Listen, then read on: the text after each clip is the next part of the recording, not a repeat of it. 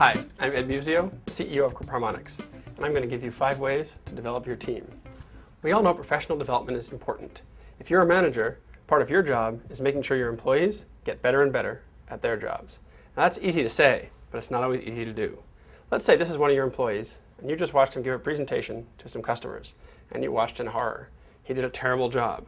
You know you have to help this employee get better at presentation skills, but what exactly are you supposed to do about that? Fortunately, there's an answer. Robert DILTS defines 5 levels of learning that specify 2 things.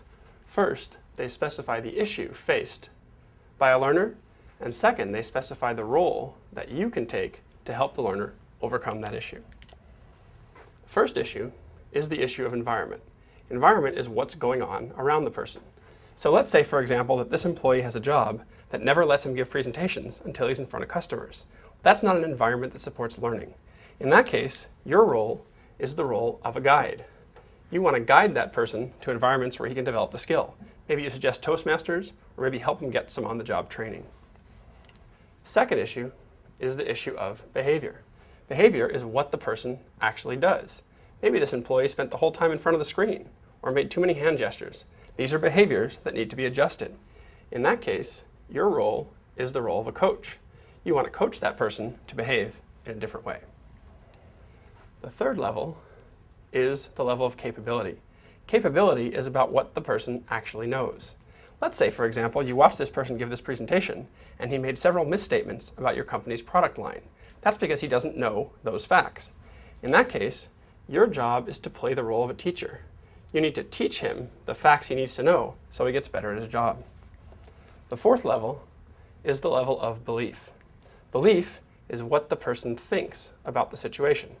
So let's say you're talking to this employee about improving presentation skills, and he says to you, you know what? I believe presentation skills are hard. Most people aren't good at them. I'm not good at them, but that's pretty common. Well, that's not exactly a belief that's going to lead to any improvement. In this case, your job is to play the role of a mentor. You want to say to the person, you know what? People do get better at presentation skills, and I'm willing to help you become one of those people. Finally, at the deepest level is the issue of identity. Identity answers deep questions about who I am. So let's say, for example, you're talking to this employee about presentation skills, and he says, you know what? I'm a bad presenter. My mother was a bad presenter. I come from a long line of bad presenters. Well, that's not exactly going to get him anywhere. In this case, this may be hard to change, but if you do change it, you're going to do it by playing the role of a sponsor. You basically have to say to the person, look, I'm willing to see you as different, as someone who's good at presentations, and to keep seeing you that way until you see yourself that way. Obviously, as we go down the model, the roles get more difficult for you to play. That's the downside. The good news is, as we go down the model, the changes become deeper and more meaningful and more permanent. But the important point here to realize is that you don't want to have a mismatch. If you're trying to teach somebody facts to do their job better, but they're in an environment where they can't ever use those facts, you're going to end up frustrated and you're not going to get anywhere.